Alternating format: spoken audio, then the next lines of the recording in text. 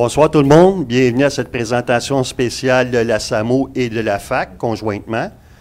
En passant, c'est diffusé en ce moment sur le site de la FAC, le Facebook de la FAC, Astronome amateur du Québec.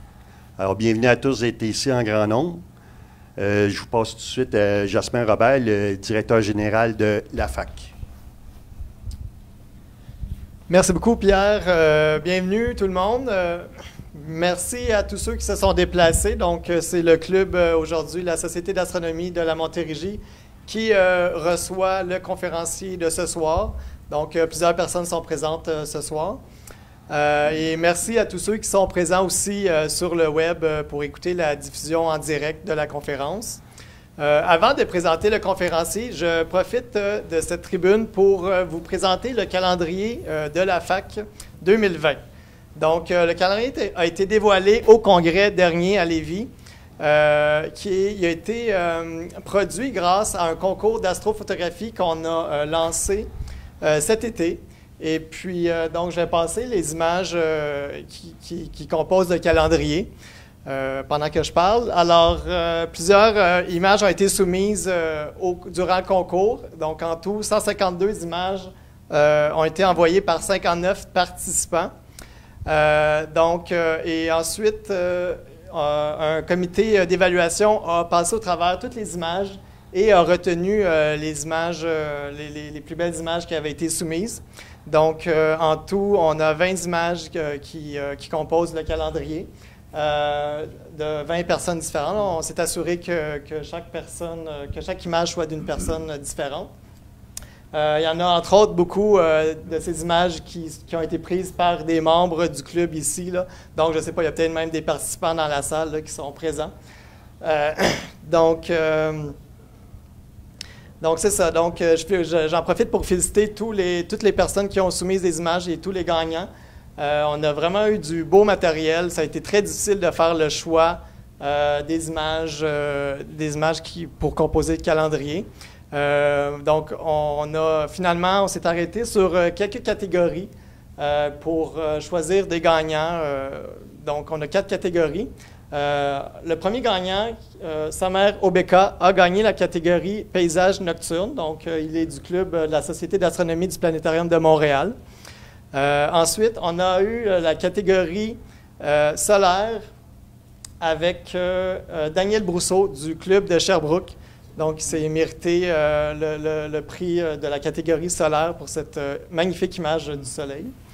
Ensuite, on a quelqu'un d'ici, Daniel Chouanière, qui a gagné la catégorie lunaire pour son image composite de la Lune. Donc, je ne sais pas si c'est ici Daniel présent ce soir, mais donc c'est ça, il était un des gagnants du concours. Et finalement, notre grand gagnant du concours, celui dont l'image a le plus impressionné le comité, c'est M. Mario Hébert du club de Trois-Rivières, Club Jupiter. Donc, c'est une photo d'une nébuleuse qui s'appelle le fantôme de Céphée. Donc, c'est l'image qui compose la page couverture de notre calendrier. Donc, félicitations à tous les gagnants. J'aimerais remercier aussi nos commanditaires. Donc, sans nos commanditaires, on n'aurait pas pu faire ce concours-là. Je ne vais pas tous les nommer, là, on voit les logos ici. Mais je vais seulement mentionner que le planétarium Rio Tinto Alcan à Montréal nous a supportés en nous proposant d'exposer les images gagnantes et même d'en exposer 10 images additionnelles. Donc, l'exposition va avoir lieu ce printemps, au printemps 2020.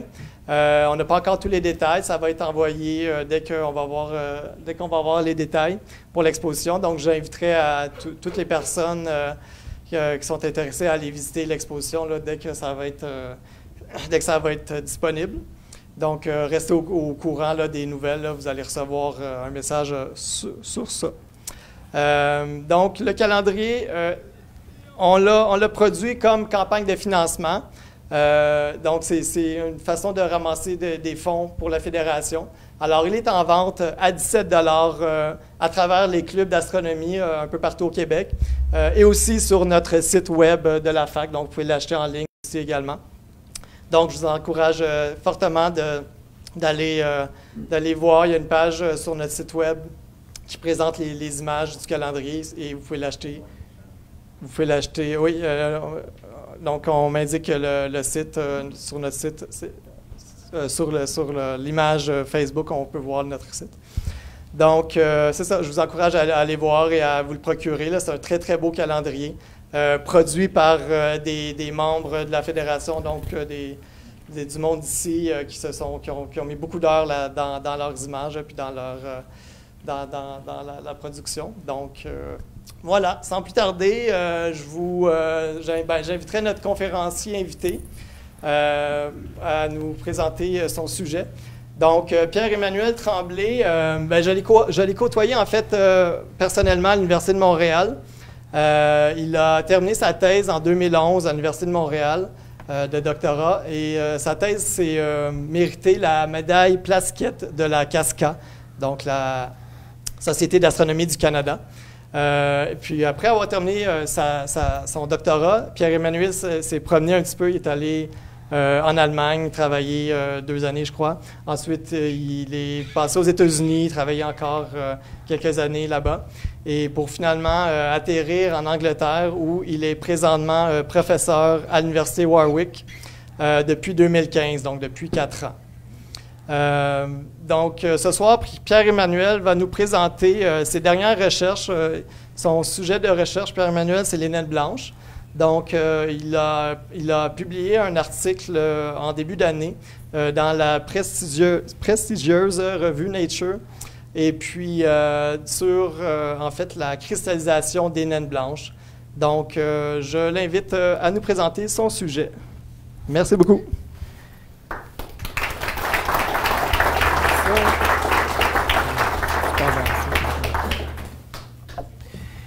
Merci beaucoup, Jasmin.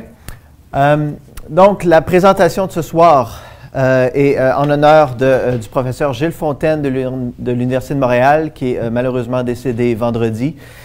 Gilles a été un collaborateur pour les résultats que je vais vous présenter aujourd'hui. Dans la dernière année, on a travaillé ensemble pour sortir ces résultats dans la revue Nature. Donc, aujourd'hui, je vais commencer par vous parler de la découverte des naines blanches à partir des années 1800 et on va aller jusqu'à la découverte qui a été faite cette année au niveau de la cristallisation des naines blanches. Alors, tout commence par l'étoile Sirius. Sirius, qui est l'étoile la plus brillante du ciel et qu'on sait qui est une étoile double maintenant. La séparation entre Sirius A et Sirius B varie entre 3 et 11 arcs-secondes.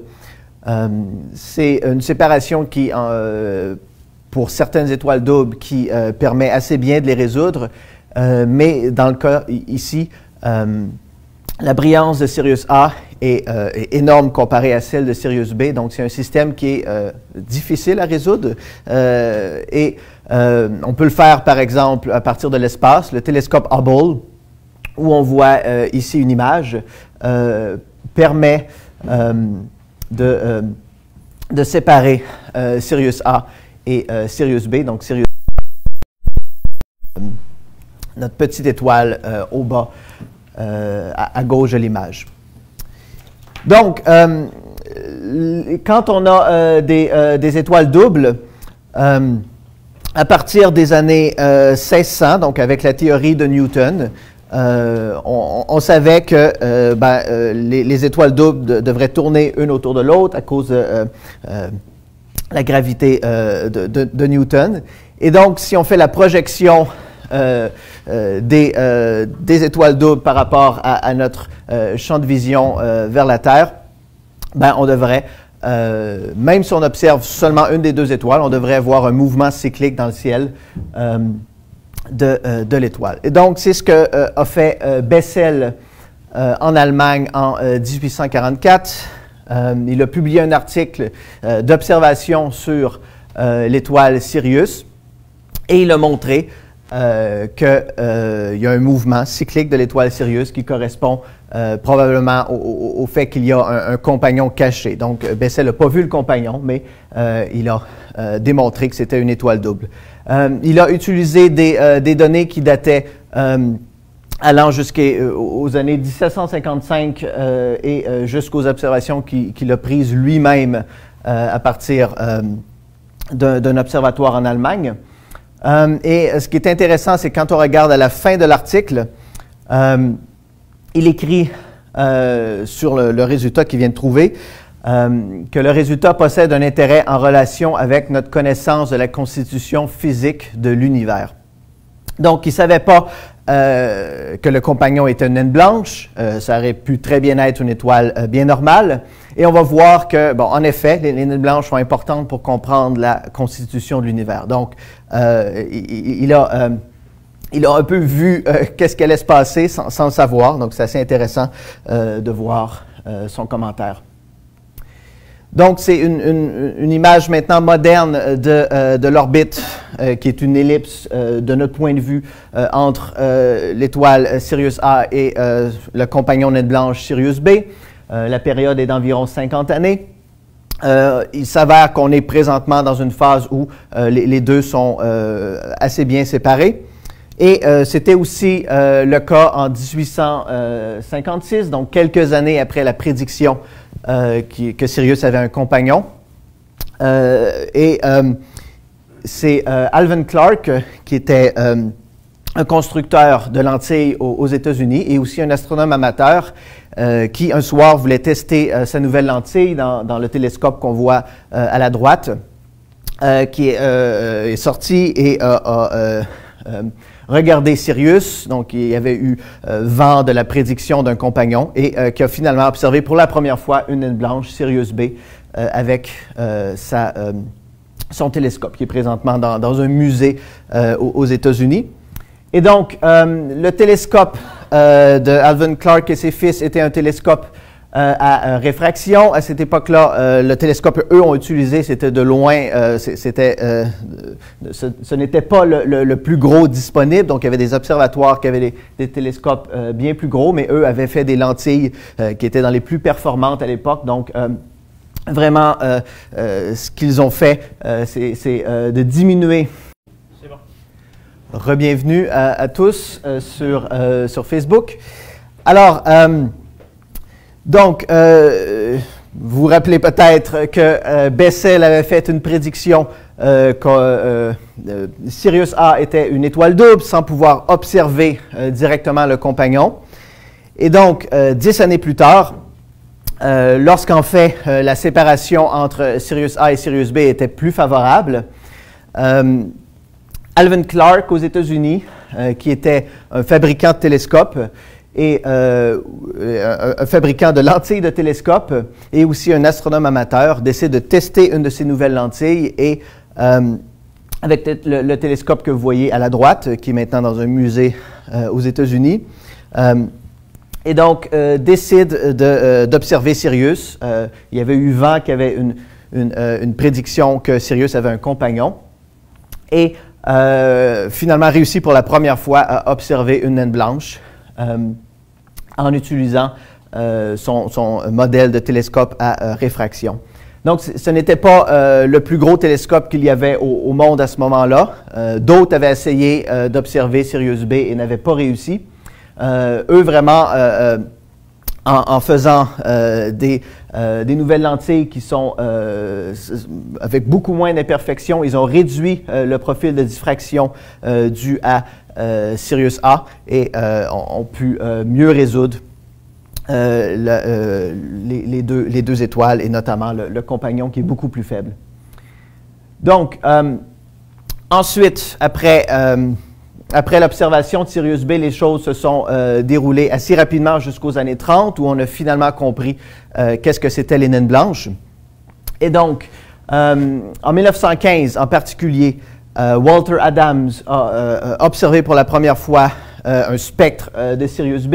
Il a déterminé qu'en fait, Sirius B a une température qui est encore plus grande que Sirius A. Et ça, c'était une surprise majeure puisque on savait que Sirius B était presque aussi massive que Sirius A. Et on savait aussi que Sirius B était beaucoup, beaucoup plus faible que Sirius A. Donc, la seule explication pour pourquoi Sirius B peut être encore plus chaude, c'est qu'elle doit être très, très, très petite. C'est la seule explication pourquoi elle est si peu lumineuse. Donc, si elle est si petite, donc elle a un très petit rayon, une masse très grande, donc ça doit être un objet très compact. Et à cette époque-là, c'est la deuxième. 40 Eri B aussi avait été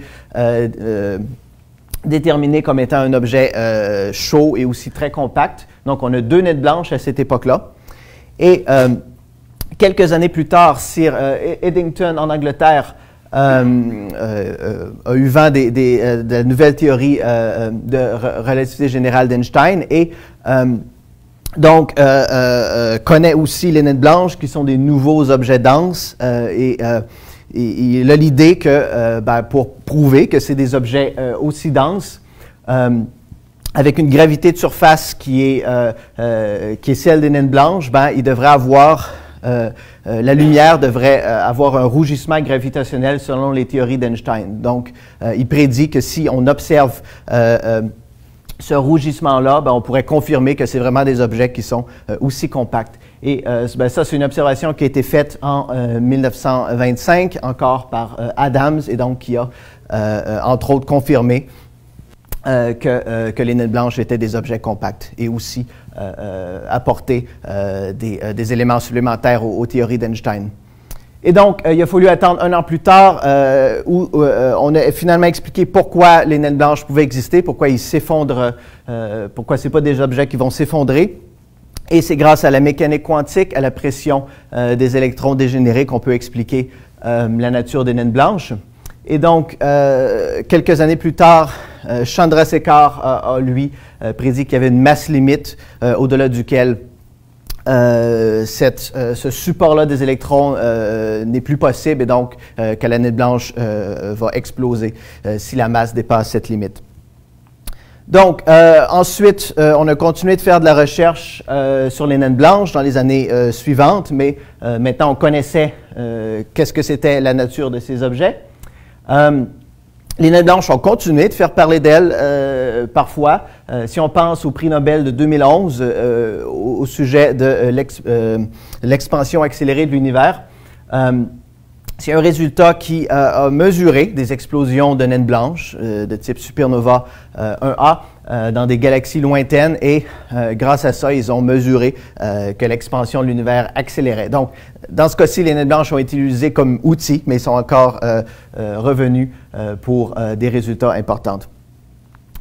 Donc, maintenant, qu'est-ce qu'on sait des naines blanches avec la recherche actuelle? C'est quoi l'explication du fait qu'on peut observer des naines blanches? Eh bien, maintenant, on sait que c'est des étoiles mortes. C'est des anciennes étoiles qui ont commencé sur la séquence principale, qui ont brûlé de l'hydrogène en hélium pendant très longtemps.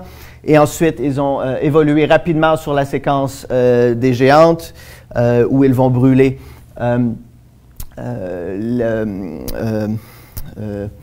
l'hélium en carbone et oxygène. Et ensuite, ils vont éliminer une bonne quantité de leur masse, de 50 à 80 %. Il va y avoir la création d'une nébuleuse planétaire. Et ensuite, ces étoiles-là vont se refroidir sous le format d'une naine blanche. Et donc, les naines blanches, c'est des objets qui se refroidissent lentement, où la luminosité diminue et où aussi la température diminue en allant vers la droite. Et c'est la vie de 97 % des étoiles qui commencent par un nuage de gaz, qui deviennent des étoiles comme le Soleil, qui deviennent une géante rouge, une nébuleuse planétaire et une naine blanche, tandis qu'il y a seulement 3 % des étoiles qui prennent l'autre chemin, qui vont devenir des étoiles massives, chaudes, des supergéantes rouges, vont exploser en supernova type 2 et devenir soit des étoiles à neutrons ou des trous noirs. Les naines blanches ont une masse qui est très similaire à celle du Soleil. C'est le cas d'ailleurs de Sirius B, qui a une masse presque identique à celle du Soleil. Ils ont un rayon qui est similaire au rayon de la Terre. Donc, l'image ici pourrait très bien être celle de Sirius B. Et c'est un phénomène quantique, la pression des électrons dégénérés, qui va empêcher la naine blanche de s'effondrer. Donc, c'est grâce au principe d'incertitude Heisenberg que deux électrons ne peuvent pas avoir la même position. Et les naines blanches sont en majorité composées de carbone et d'oxygène. C'est le résultat du brûlage de l'hélium sur la phase géante. Ensuite, à cause que la gravité est extrême à la surface des naines blanches, il va y avoir la formation d'une structure en forme d'oignon, c'est-à-dire que les éléments plus légers, l'hélium et l'hydrogène, vont flotter en surface, et donc l'atmosphère des naines blanches va être composée d'hélium et d'hydrogène. Donc, le Soleil va devenir une naine blanche dans environ 5 milliards d'années, et avant ça, le Soleil va devenir une géante rouge, et le rayon de cette étoile va se rendre à peu près jusqu'à la Terre. Donc, le système planétaire va changer rapidement à cette époque-là, et lorsque le Soleil va devenir une naine blanche, notre système planétaire pourrait ressembler un peu à ceci, c'est-à-dire qu'il risque d'avoir pas mal de débris, mais il risque aussi de rester plusieurs planètes, Mars, Jupiter, Saturne, où le rayon des planètes va s'étendre de facteur à peu près 2, puisque le Soleil va perdre de la masse, donc la gravité va devenir plus faible, ressentie par les planètes qui tournent autour du Soleil. Et donc, ce qui veut dire qu'on s'attend à ce que les naines blanches aient des systèmes planétaires évolués.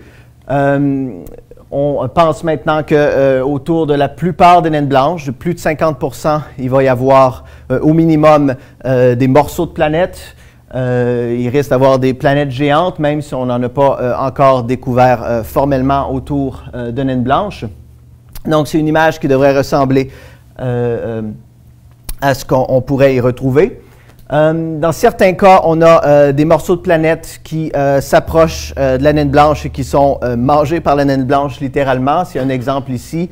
Dans ce cas-là, ce qui est intéressant, c'est qu'on peut regarder la composition de ce morceau de planète qui s'approche de la naine blanche par spectroscopie. Et donc, on mesure les abondances chimique de la roche qui vient d'entrer en collision avec la naine blanche, tandis que la naine blanche, autrement, a seulement de l'hydrogène et de l'hélium.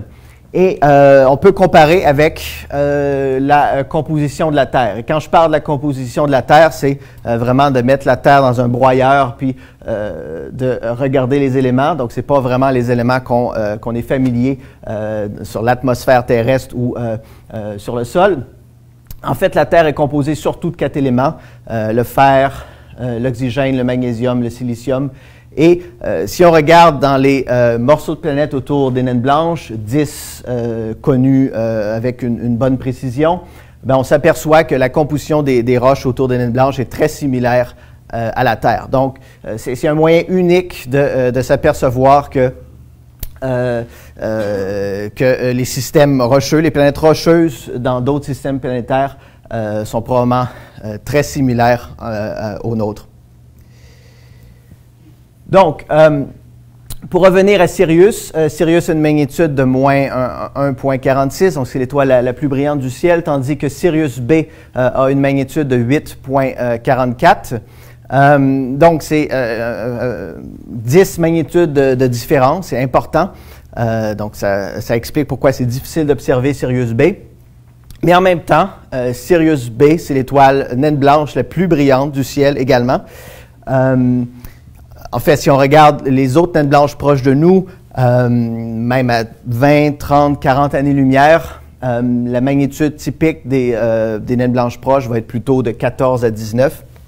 Et si on a un télescope qui est capable d'observer dans ce régime de magnitude-là, on devrait trouver environ 5 à 10 naines blanches par degré carré dans le ciel. Donc les naines blanches sont communes dans le ciel, il y en a beaucoup, mais il faut pousser dans ce régime de magnitude-là. Et donc, Gaia est vraiment ce qui nous a aidé en recherche dans la dernière année. Gaia est un satellite européen par l'Agence spatiale européenne qui a été lancé en 2013. Donc, c'est une image artistique de Gaia dans l'espace.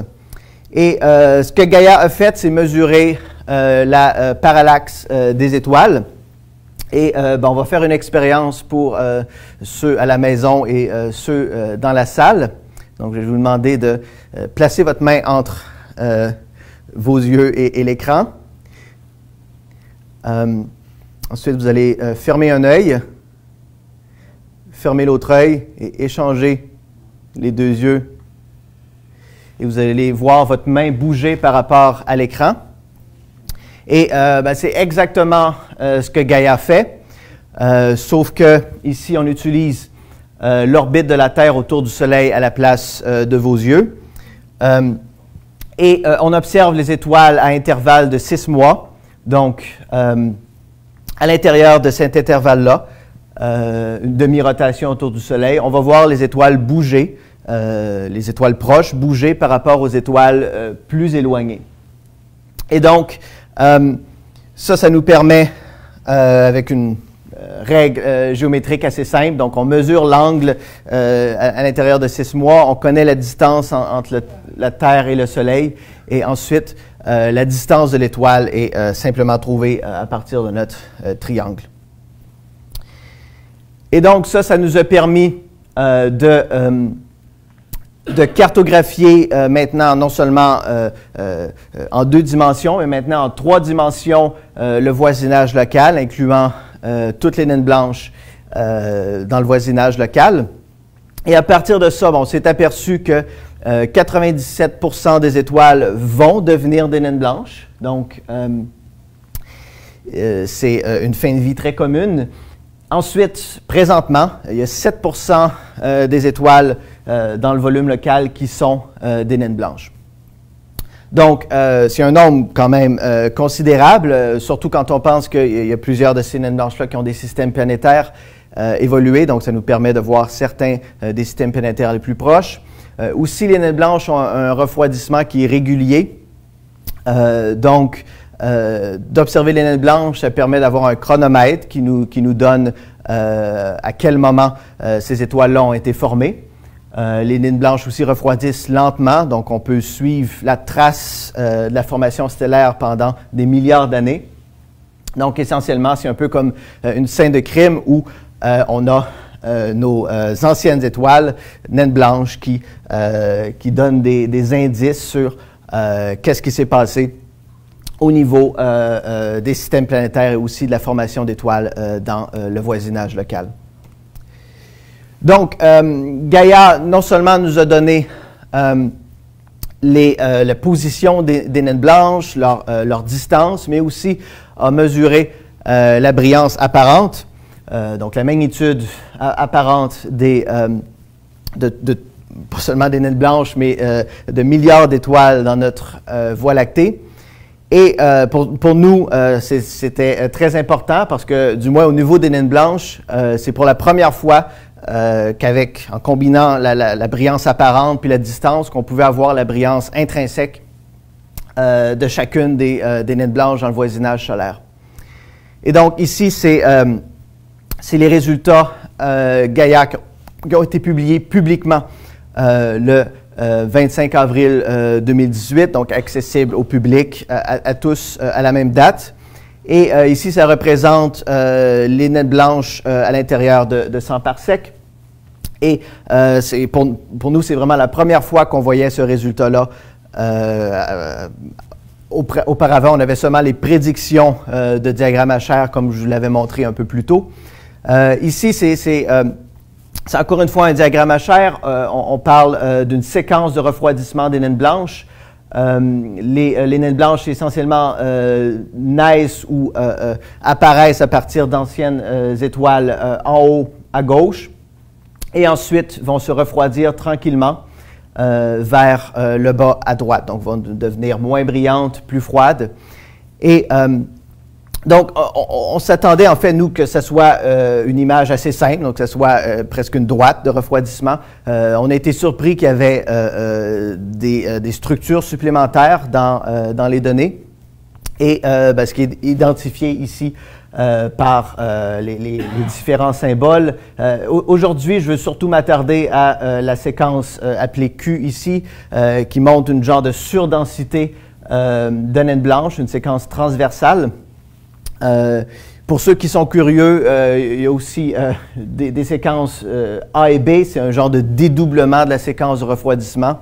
En fait, ici, ce qui se passe, c'est qu'il y a des naines blanches qui ont des atmosphères d'hydrogène, des naines blanches qui ont des atmosphères d'hélium. Ça leur donne des couleurs un peu différentes et donc ça explique le dédoublement.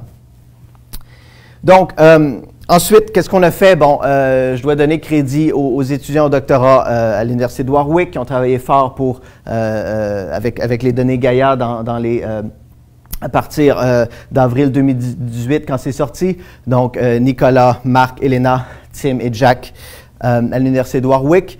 Et qu'est-ce qu'on a fait? Premièrement, c'est essayer de trouver le plus de naines blanches possible dans le ciel. On en a trouvé 250 000. Mais ça montre, premièrement, en haut, avant, les naines blanches qu'on connaissait. En fait, ils étaient seulement dans une partie assez limitée du ciel. Et en bas, ça montre après Gaia. Les naines blanches, maintenant, couvrent tout le ciel.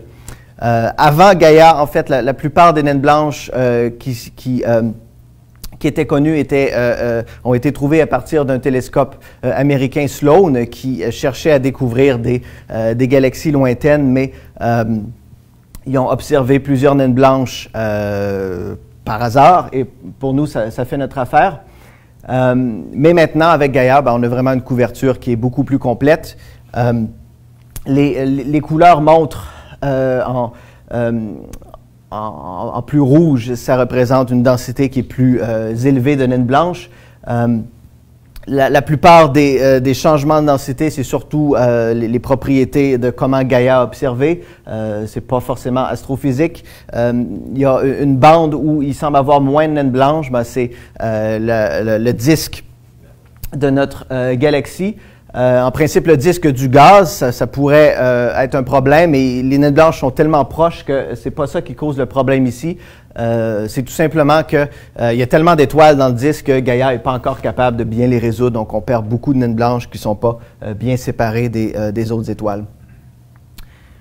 Donc, ensuite, on s'est attardé à cette mystérieuse séquence transversale que personne n'avait réussi à identifier à quoi ça correspondait. Et c'est là que j'ai eu une idée, puis j'ai écrit à mon collègue et ami Gilles Fontaine à l'Université de Montréal pour savoir si ça avait du sens. Il me répond. C'est à date de juin 2018. Superbe découverte. C'est la signature de la cristallisation, il n'y a aucun doute. Donc, c'est à partir de là, de cette journée-là, qu'on a fait tous les efforts pour publier nos résultats. Donc, dans les prochaines minutes, je vais vous expliquer c'est quoi la cristallisation, pourquoi c'est notre explication pour ce qui se passe dans les données Gaia. Donc, par cristallisation, qu'est-ce qu'on veut dire? C'est synonyme, en fait, à solidification. Si on pense à l'eau sur la Terre, tout dépendant de la pression atmosphérique, de la température, on peut avoir l'eau sous forme solide, liquide et vapeur. Maintenant, dans une naine blanche, ce n'est pas de l'eau, c'est plutôt du carbone. Mais aussi, si on regarde le carbone, on peut avoir le carbone sous différentes phases. Les plus familières vont être, par exemple, le graphite, la plus commune aussi sur la Terre. On a aussi le diamant à plus haute densité. mais le carbone peut aussi être liquide et gazeux à plus haute température. Donc, c'est le professeur Hugh Van Orn en 1967 qui a fait une prédiction qui a affirmé que les naines blanches vont passer de liquide à solide à une certaine température et il a défini quelles étaient les propriétés des naines blanches qui devraient être solides. Donc, c'est une prédiction qui a été faite il y a un peu plus de 50 ans maintenant. Et c'est une prédiction qui n'a jamais été particulièrement controversée. On sait que le carbone peut avoir différentes formes sur la Terre. Donc, le fait que le carbone devienne solide lorsque les naines blanches se refroidissent n'a jamais été particulièrement mis en doute. Mais on n'a jamais pensé qu'on pourrait observer le solide. En fait, une autre prédiction de Hugh Van Orn, c'est que aux densités des naines blanches, la pression interne à l'intérieur des naines blanches, qui est au moins 1000 fois celle sur la Terre, ça peut aller au centre de la naine blanche jusqu'à 10 à la 14 fois la pression maximum à l'intérieur de la Terre. La configuration du carbone n'est pas exactement celle du diamant. Ça va être une configuration cubique plus simple dans les naines blanches. Donc, ceux qui penseraient aller ouvrir une mine sur une naine blanche, vous pourriez être légèrement déçus de la qualité du diamant. Donc, dans l'article de Van Orn en 1967, il y a une autre prédiction importante qui est faite.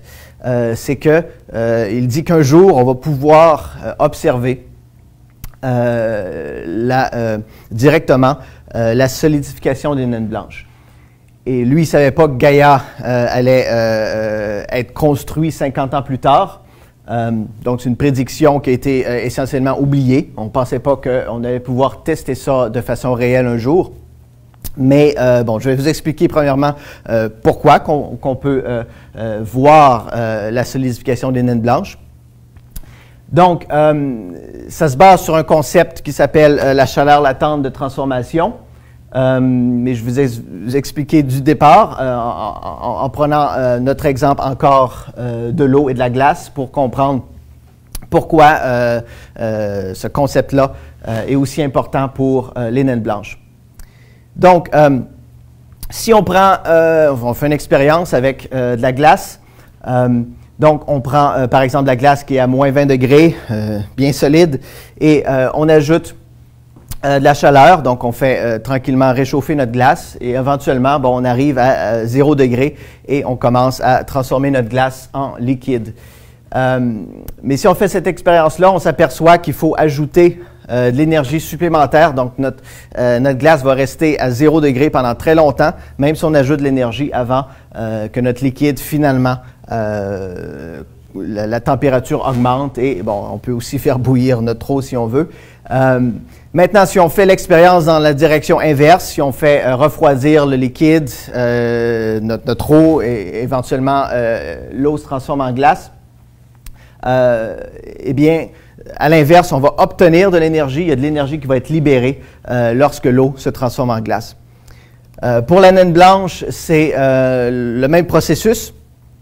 Van Orn a prédit que lorsque la naine blanche se refroidit, parce qu'elle a terminé les réactions nucléaires, elle n'a plus de source d'énergie, donc la seule chose qu'elle peut faire, c'est se refroidir. Éventuellement, la naine blanche, à une certaine température, va devenir solide. Et lorsqu'elle devient solide, la prédiction, c'est qu'une quantité importante d'énergie supplémentaire qui est libérée, la chaleur latente de transformation, et ça va stopper le processus de refroidissement pendant au moins 1 milliard d'années, peut-être 2. Et donc, ensuite, la naine blanche va continuer de se refroidir, mais elle va avoir l'air plus jeune qu'elle en est réellement. Et ça, c'est vraiment une expérience chimique à l'échelle cosmique, dans le sens où l'échelle de temps auquel cette solidification-là se fait, c'est quelques milliards d'années. Donc, l'énergie libérée par cette transition liquide vers solide serait l'équivalent pour garder le Soleil allumé pendant à peu près 1 million d'années. Donc, c'est une quantité énorme d'énergie qui est libérée par cette transformation-là pour chaque naine blanche. Et ensuite, comment qu'on peut expliquer qu'on peut voir ça dans le ciel? C'est l'effet de bouchon, d'embouteillage.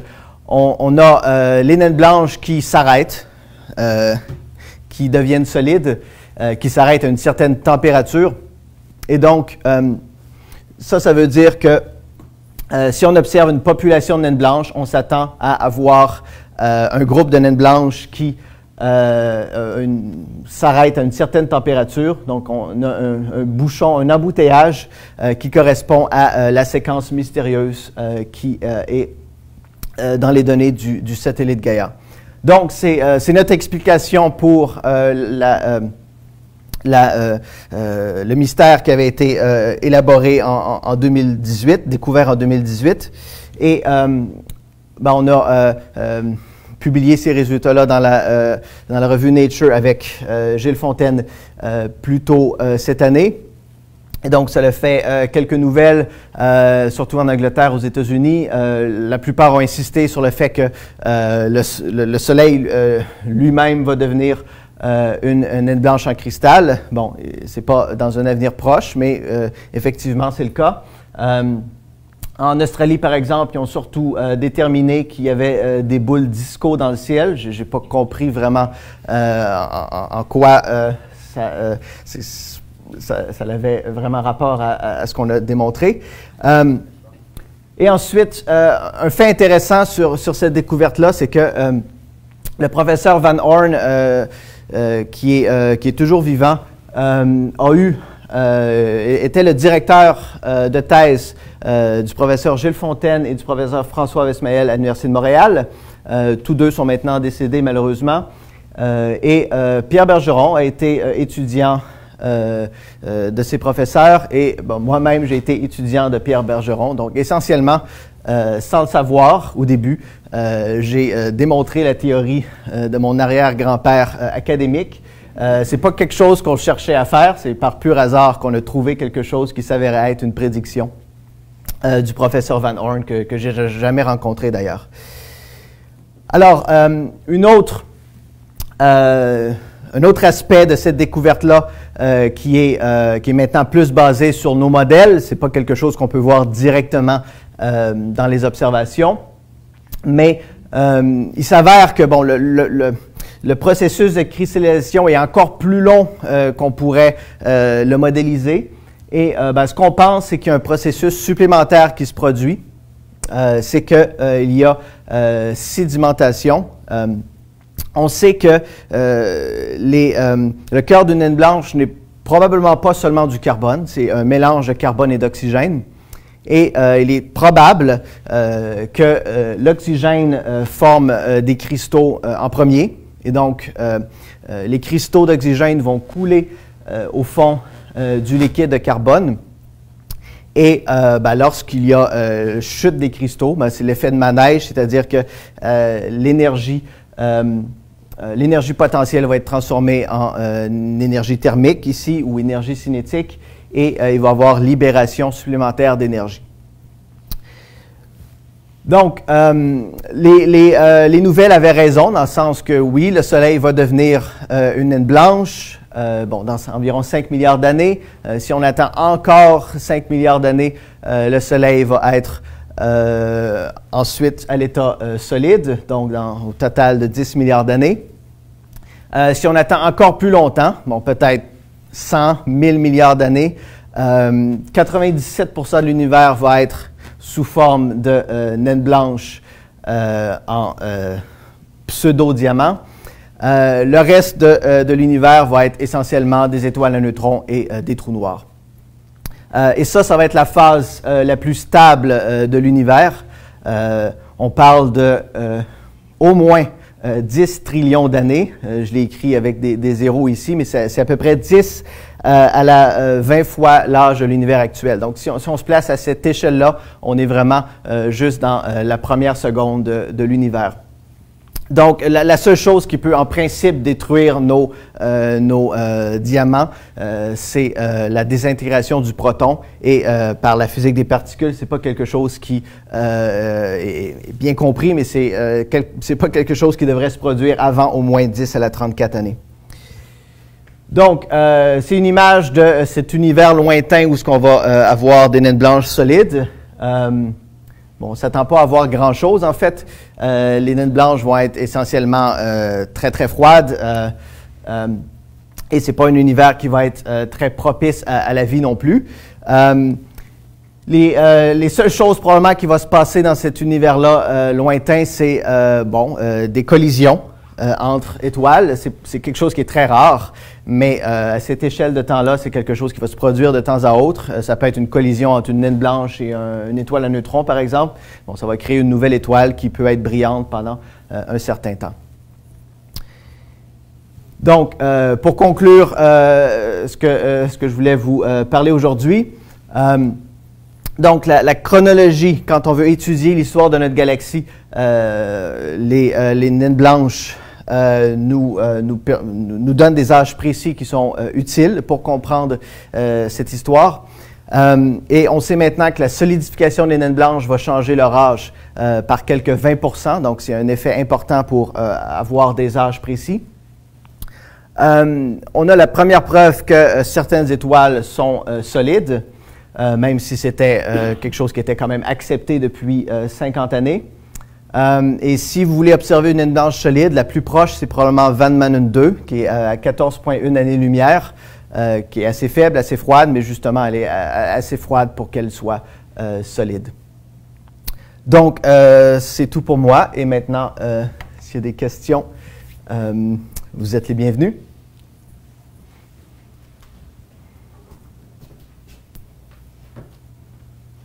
Est-ce qu'il y en a dans la salle qui ont des questions pour Pierre-Emmanuel? Je peux vous rapprocher à l'avant.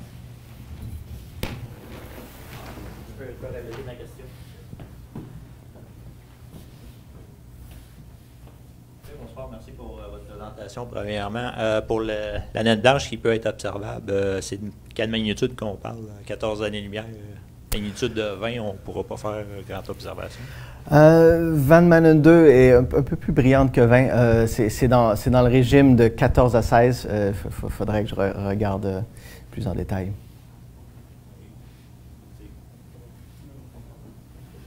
On a une question ici.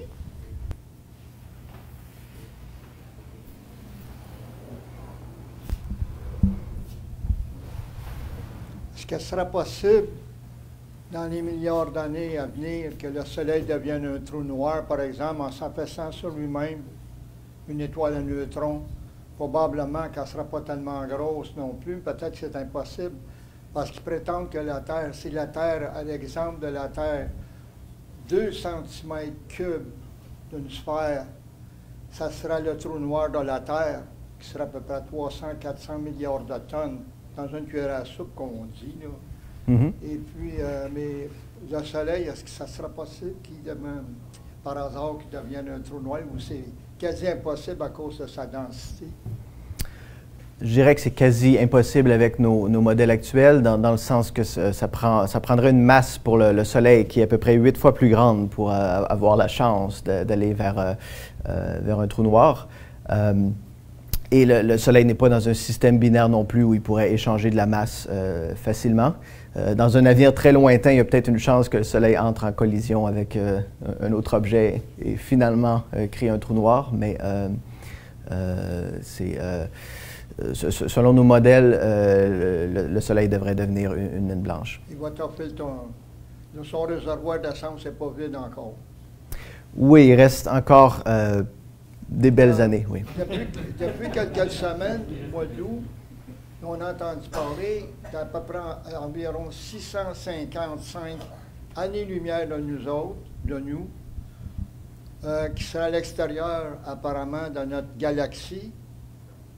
Et puis, la vitesse de la lumière, ça sera le résultat d'un immense trou noir qui vaudra à peu près 3 à 4 fois la dimension de notre système solaire. je ne sais pas si vous avez entendu parler de ça. Puis ils disent que le trou noir le plus proche de la planète Terre à l'heure actuelle est à 20 000 années-lumière. Il est bien où il est là.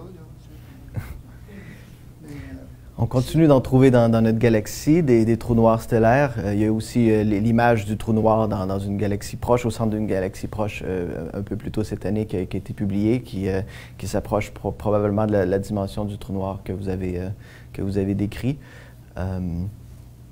Ouais. Et celle que j'ai entendue, là, de à peu près 2 à 3 fois la dimension du trou noir du système solaire au complet, là. C'est quelque chose, mais pas à peu près. Oui. Ils disent 655 années-lumière, mais apparemment, les lumières, la vitesse de la lumière serait arrivée dernièrement, 2018, 2019, quelque chose comme ça. Mm-hmm. Okay. Merci. Est-ce qu'on a d'autres questions dans la salle? Oui, ici.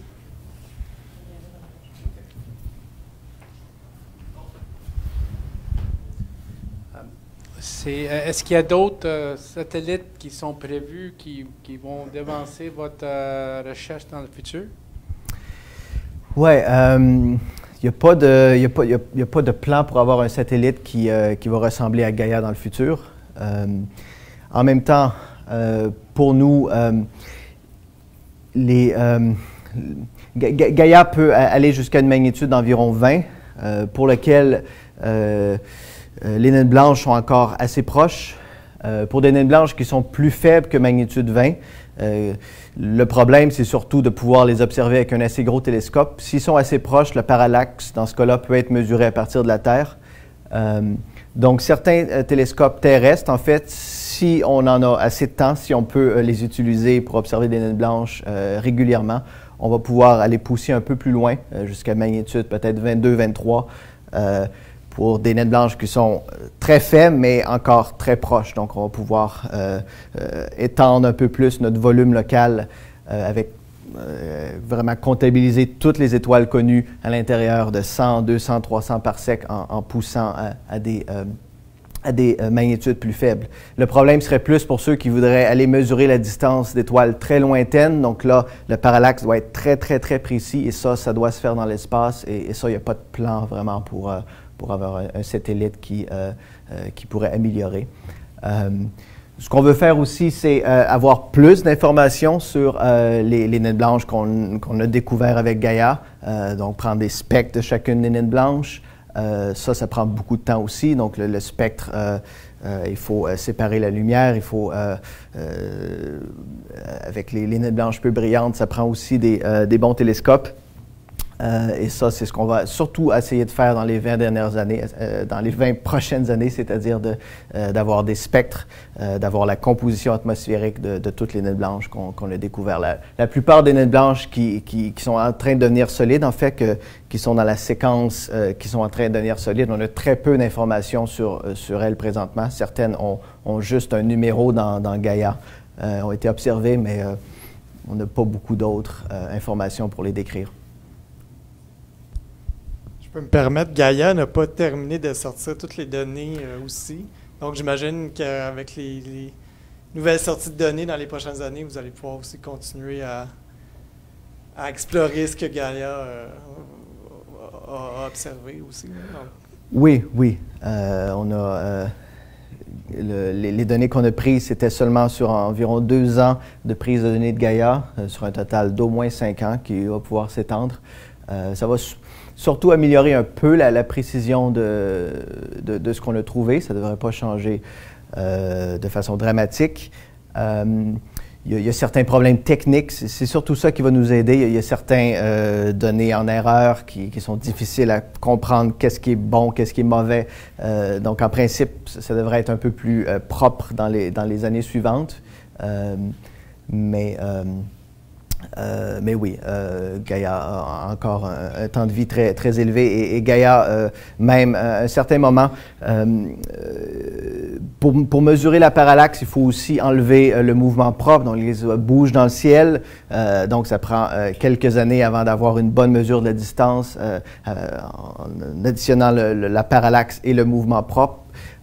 Donc, c'est un peu plus compliqué que l'expérience avec la main que j'ai faite. Mais si on attend encore un peu plus longtemps, on peut peut-être même déceler des étoiles binaires qui auraient un mouvement supplémentaire parce qu'elles sont binaires, ou si même des étoiles, des naines blanches qui auraient des planètes qui ont un mouvement supplémentaire parce qu'ils ont des planètes. Donc, avec Gaïa qui s'étire dans le temps, il y a peut-être d'autres découvertes à faire aussi. Merci. On va prendre une autre question. Oui, comme vous venez de mentionner, les naines blanches pourraient avoir des planètes. Est-ce que ces exoplanètes pourraient aussi avoir de la vie, ou si c'est dû à leur passé, ça devient impossible qu'une exoplanète autour d'une naine blanche puisse posséder une vie microbienne ou bactérienne? C'est difficile. C'est certainement la zone habitable autour des étoiles est disparue lorsqu'elle devient une naine blanche. Donc, dans cette zone-là, c'est maintenant très froid, par exemple. Et aussi, c'est une zone où la plupart des planètes vont être fortement affectées par l'étoile géante. Lorsque la naine blanche se refroidit, en principe, il y a toujours une zone habitable, et cette zone habitable-là peut être assez stable quand la naine blanche est rendue froide. Quand la naine blanche s'est refroidie pendant 5-8 milliards d'années, il peut y avoir une zone où la température va rester constante pendant 1 milliard d'années. Mais le problème, vraiment, c'est une zone où la géante est passée, où on ne s'attend pas à voir beaucoup de planètes rocheuses. Puis s'il y a une planète rocheuse qui se trouve là, c'est probablement des morceaux de planètes qui se sont réintégrés ensemble. Puis s'il n'y a pas forcément d'eau, l'eau a peut-être complètement été évaporée. Donc c'est quand même difficile d'imaginer qu'il pourrait avoir la vie autour de naine blanche. C'est pas impossible. Peut-être le meilleur cas, ça serait plutôt autour de Lune, autour de planètes géantes. Mais encore là, c'est tout les planètes géantes et leurs lunes autour de naines blanches vont être très froides, vont être assez loin de l'étoile naine blanche. Est-ce qu'on a d'autres questions dans la salle? Oui. Jasmin, peut-être s'il y en a qui veulent avoir des questions sur Facebook, de les typer. Je pense qu'on a un délai de 30 secondes.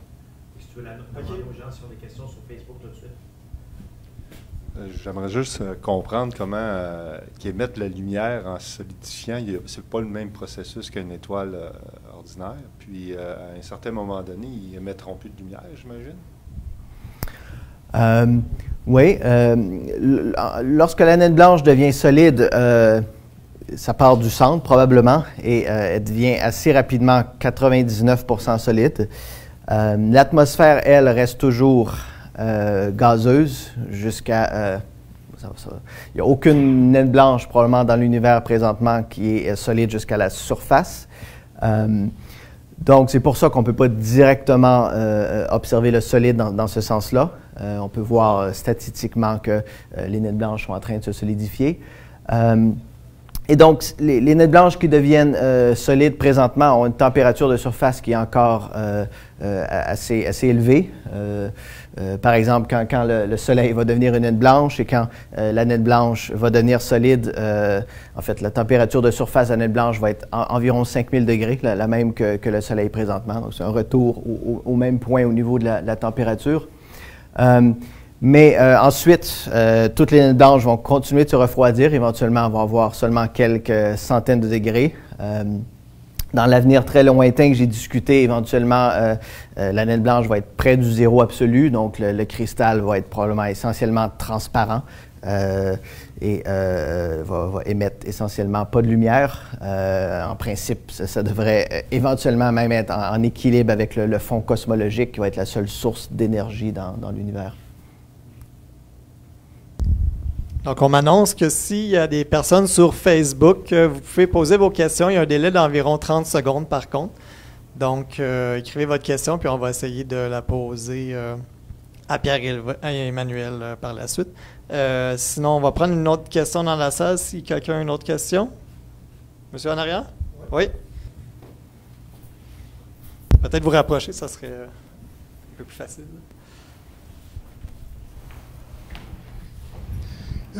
Quand une naine blanche devient froide, et peut-être dans les années suivantes de sa frigorification, comment se fait-il qu'elle devient cristalline? Qu'est-ce que ça veut dire devenir cristalline pour une planète, pour une étoile naine? C'est quoi la cristallisation? Est-ce que c'est la couleur ou la substance de la surface de l'étoile? C'est la structure interne, la configuration des atomes à l'intérieur de l'étoile qui va passer de liquide à solide. Et quand on parle de solide, ça va ressembler à la plupart des solides qu'on connaît.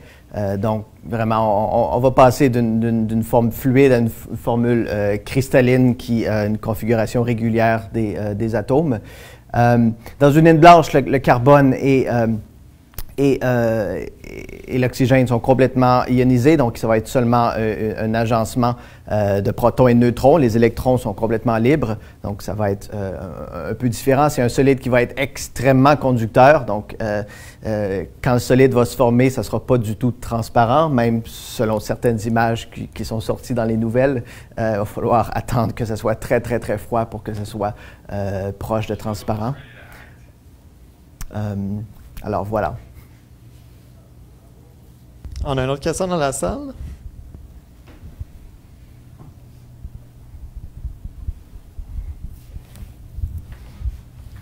J'entendais parler sur le Wi-Fi à un moment donné. Neil deGrasse Tyson, vous devez le connaître très bien, c'est un astrophysicien, docteur. Et puis Michio Kaku, le japonais de New York. Et puis il parlait aussi d'aller des voyages avec Elon Musk, le milliardaire, de fabriquer des fusées puis envoyer une centaine de personnes à la fois en direction de Mars. Je ne sais pas, ça le party à bord, mais aller en Mars, ça prend 14 mois, 8 mois, 14 mois. Ça veut dire que je pense qu'il y a du monde qui vont s'ennuyer là-dedans, mais pour le moment, c'est pas quasiment pas pensable que des humains peuvent embarquer avec les machines qu'on a aujourd'hui pour aller là. Et puis l'autre facteur aussi, que quand ils ont découvert la vitesse du son, il y a la vitesse de la lumière, mais ils disent qu'il y a de quoi plus vite, qu'il est possible d'aller plus vite que la vitesse de la lumière, que je lisais sur un article de plusieurs années que je n'ai pas oublié. Là. 131 fois la vitesse de la lumière pour se déplacer dans l'espace. C'est peut-être exagéré, mais je me souviens plus qui avait écrit ça, là, mais dans un magazine d'astronomie.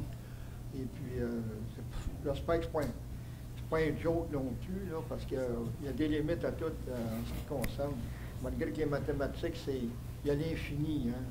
Ça fait que, je vous remercie beaucoup pour votre... C'est la première fois que je viens ici. Merci beaucoup. On a une autre question là-bas. Un coup que vous avez démontré une théorie élaborée par votre grand-père spirituel. Oui. Comment s'enlignent maintenant vos recherches? Vers quoi vont-elles maintenant que vous avez résolu ce problème-là? Vous avez fait cette découverte. Vers quoi maintenant, puisque vous êtes toujours sur les naines blanches, j'imagine? Donc, oui. Quelle est la suite de la recherche? Qu'est-ce qui devient utile dans la science sur laquelle vous pouvez vous pencher? Oui. L'objectif avec Gaïa, c'était de découvrir beaucoup de naines blanches. Pas forcément de savoir si elles étaient solides ou liquides, c'est une découverte fortuite. Et en ayant beaucoup de naines blanches, il y a deux choses. Premièrement, au niveau statistique, c'est de les utiliser pour comprendre l'évolution de la Voie lactée, d'aller chercher les plus vieilles naines blanches, puis de voir comment notre galaxie s'est construite.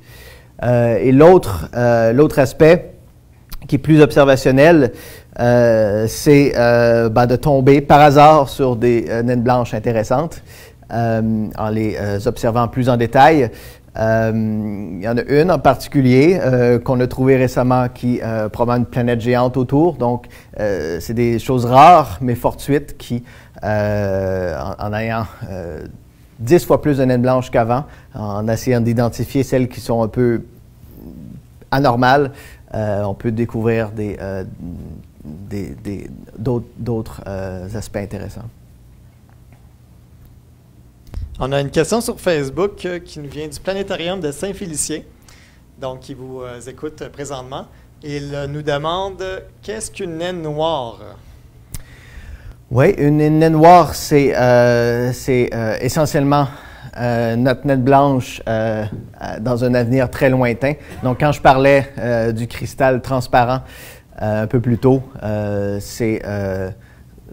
j'aurais pu appeler ça une naine noire et c'est ce qu'on a généralement en tête, oui. On a également une question de Vincent Biron qui se demande à quel moment vous êtes-vous rendu compte que vous observiez un phénomène réel, celui de la cristallisation des naines blanches, plutôt qu'un ensemble de données erronées? Oui, ça l'a pris. En fait, ça l'a pris. Quand on regarde, quand les données étaient publiées, puis notre idée, ça l'a pris déjà 2 mois avant qu'on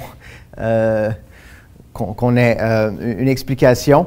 Et dans ces 2 premiers mois-là, on est passé à travers plusieurs hypothèses. Une d'elles, c'est qu'effectivement, il y avait un problème avec les données. On a vérifié que ce n'était pas le cas. Ensuite, qu'on avait les mauvais paramètres, parce que quand même, ce qu'on voyait, c'était une combinaison de paramètres. Donc, peut-être qu'on avait juste la mauvaise interprétation. C'était pas vraiment des naines blanches à une certaine température, c'était d'autres choses. Et puis, après avoir éliminé toutes les autres solutions possibles, on en est venu que c'était la seule explication possible. On aurait une autre question sur Facebook. Patrick Tremblay veut savoir le temps entre le début phase naine blanche et sa cristallisation. Oui, c'est une bonne question. Ça dépend beaucoup de la masse de l'étoile initiale et de la masse de la naine blanche que cela va créer. Pour une étoile comme le Soleil, ça prend environ 5 milliards d'années entre la formation de la naine blanche et le temps qu'elle devienne solide. Pour une étoile plus massive, 7-8 masses solaires, d'ailleurs qui vit seulement quelques millions d'années, quand elle devient une naine blanche, encore là, ça prend seulement une centaine de millions d'années avant qu'elle devienne une naine blanche solide. Donc, avec ces étoiles-là un peu plus massives, c'est vraiment elles qui ont formé les premières naines blanches en cristal dans l'univers. Et c'est aussi, en fait, dans les résultats que j'ai présentés, la plupart des naines blanches solides qu'on voit dans Gaïa, c'est des naines blanches assez massives. Donc, c'est celles qui deviennent solides le plus rapidement, qui sont le plus faciles à voir. Des étoiles, des naines blanches qui proviennent d'étoiles comme le Soleil, c'est un peu plus difficile de distinguer si elles sont solides ou pas. Est-ce qu'on a d'autres questions dans la salle? On a une ici.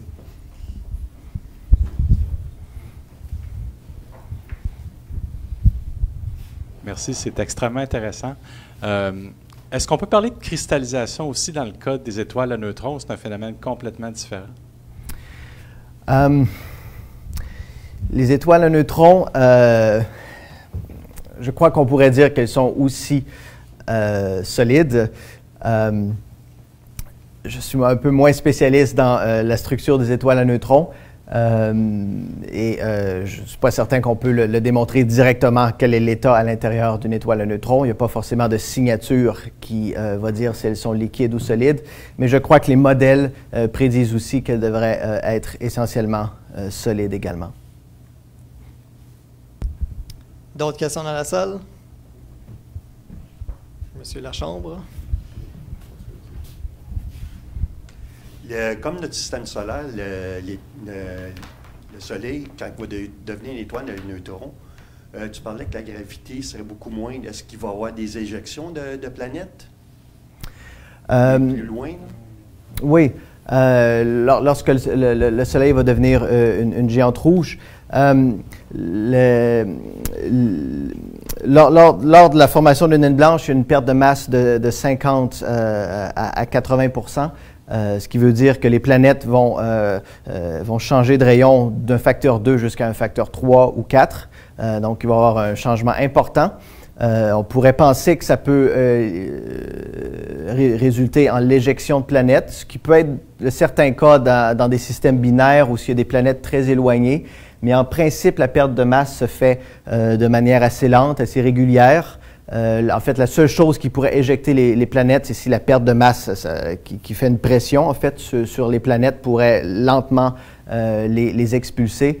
Mais les planètes sont assez petites, la perte de masse est assez lente que ça devrait être un effet assez minime.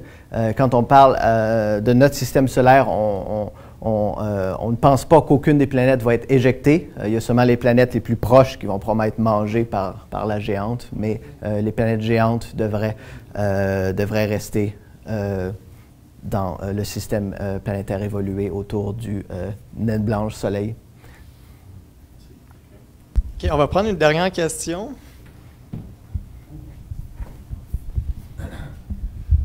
Juste mentionner que l'état de l'univers est en accélération. Quand on va être rendu à 97 ou ce qu'on va avoir juste des naines blanches, est-ce que ça va affecter l'expansion de l'univers ou ça va continuer l'expansion? Oui, les naines blanches comprennent la masse dans l'univers, donc ça a un effet. Ça a un effet sur la structure de l'univers. Par contre, il devrait y avoir conservation de la masse. Donc, quand les naines blanches se forment, il y a une certaine partie de la masse qui va être éjectée, présentement, c'est cette masse-là qui est éjectée par la géante peut former des nouvelles étoiles. Éventuellement, on ne pourra plus former d'étoiles, donc il va seulement avoir les naines blanches, mais ça devrait conserver la masse qui existe. C'est plutôt l'univers qui pourrait affecter comment les naines blanches vont être configurées. Avec l'expansion de l'univers, éventuellement, dans une échelle de temps qui est probablement un peu plus grande que même celle que j'ai présentée, éventuellement les galaxies vont plus pouvoir, même avec la gravité, tenir ensemble. Donc les naines blanches vont éventuellement se séparer, vont devenir pratiquement isolées. Et dans un avenir encore plus lointain, on peut se poser la question, est-ce que même la naine blanche peut rester stable avec l'expansion de l'univers? Est-ce que la naine blanche peut être déformée par l'expansion de l'univers même? Et ça dépend qu'est-ce qui arrive en premier. Est-ce que c'est les particules élémentaires qui ont un temps de vie qui est fini, ou est-ce que c'est l'univers qui va avoir un impact sur la naine blanche? Mais un des deux devrait déterminer la fin de notre naine blanche solide. Merci beaucoup, Pierre-Emmanuel. J'aimerais qu'on le remercie aussi chaudement qu'une naine blanche. C'est très intéressant. Merci. Donc, avant de vous quitter, on aurait des petits prix à remettre à Pierre-Emmanuel. Donc, je vous présente Jean-François Larouche, le président de la Fédération. Bonjour.